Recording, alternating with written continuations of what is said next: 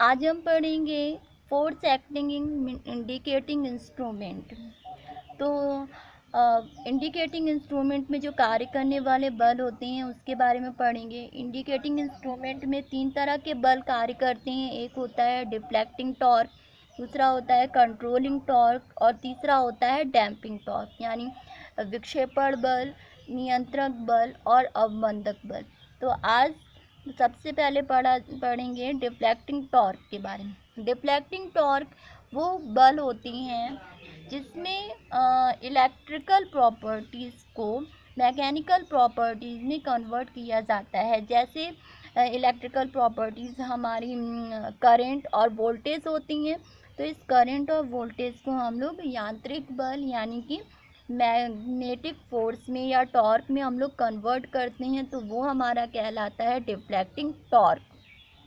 और deflecting torque की क्या प्रॉपर्टीज़ होती हैं? डिफ्लेक्टिंग टॉर्क की मेन प्रॉपर्टीज़ ये होती है कि उसके अंदर डिफ्लेक्शन उत्पन्न होता है, और ये डिफ्लेक्शन जो उत्पन्न होता है वो डिफ्लेक्टिंग टॉर्क के कारण ही उत्पन्न होता है। और इस डिफ्लेक्शन को कैसे मेज़र करते हैं? इस डिफ्लेक्शन को हम पॉइंटर की स्थिति से देखा जाता है। जो हम देखते हैं सबसे पहले कि जो पॉइंटर है वो अपनी प्रारंभ स्थिति से कहाँ तक जाकर के मूव कर रही है, और जो मूव कर रही है वो किसके कारण मूव कर रही है? डिफ्लेक्शन टॉर्क के कारण मूव कर रही है।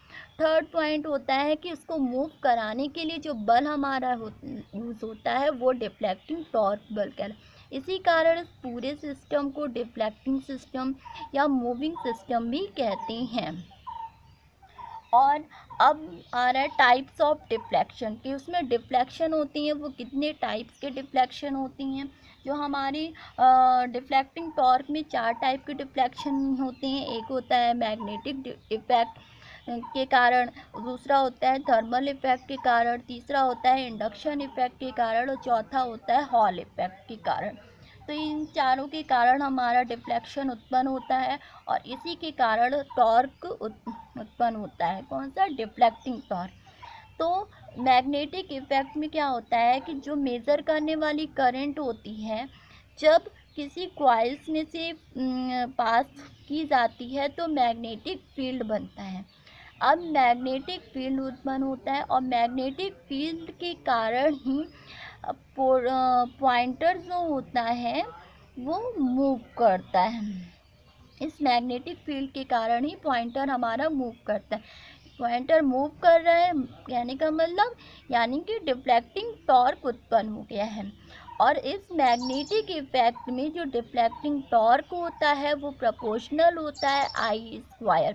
और ये जो करंट होती है वो किससे मिलती है? हमारी कॉइल से जनरेट होती है। ये मैग्नेटिक इफेक्ट होता है। थर्मल इफेक्ट में क्या होता है?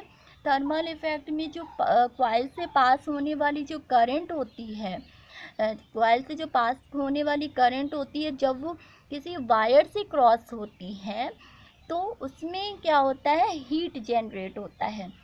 हीट जनरेट होता है, और हीट जो जनरेट होता है वो थर्मोकपल्स यानी कि किसी ट्रांसड्यूसर के कारण उत्पन्न होती है। ट्रांसड्यूसर के कारण ये हीट जनरेट होती है, और इस हीट के की वजह से क्या होता है? इलेक्ट्रोमोटिव फोर्स उत्पन्न होता है। इस तरह से क्या हो गया कि यानी हमारी जो इलेक्ट्रिकल प्रॉपर्टीज जो करंट होती है वो किस में कन्वर्ट हो गई? मैकेनिकल प्रॉपर्टीज़ में कन्वर्ट हो गई। अब इंडक्शन इफेक्ट होता है। इंडक्शन इफेक्ट में भी बिल्कुल आपका थर्मल इफेक्ट की तरह ही कार्य करता है, लेकिन बस इसमें हीट का यूज़ नहीं किया जाता। इसमें क्या होता है कि जब कॉइल्स में से जब कोई करंट जनरेट होगी, और जैसे ही कॉइल्स में से कोई करंट जनरेट होती है तो उस कॉइल में करंट जनरेट होने के कारण वो मैग्नेटिक फील्ड बना लेता है, और मैग्नेटिक फील्ड के कारण इलेक्ट्रोमैग्नेटिक फोर्स उत्पन्न हो जाता है। और चौथा होता है हमारा हॉल इफेक्ट। हॉल इफेक्ट क्या होता है कि जब किसी कंडक्टर में करंट प्रवाहित करते हैं और उसमें धारा के लंबवत चुंबकीय क्षेत्र लगाते हैं तो क्या होता है? चुंबकीय बल उत्पन्न हो जाता है। इस तरह से क्या होता है कि जैसे ही हम करंट को अप्लाई करते हैं और तब चुंबकीय क्षेत्र बनाते हैं, और चुंबकीय क्षेत्र बनाने के कारण मैग्नेटिक फोर्स उत्पन्न हो जाता है। तो इस तरह से हमारा ये डिफ्लेक्टिंग टॉर्क कंप्लीट हुआ। नेक्स्ट जो लेक्चर होगा कंट्रोलिंग टॉर्क के बारे में।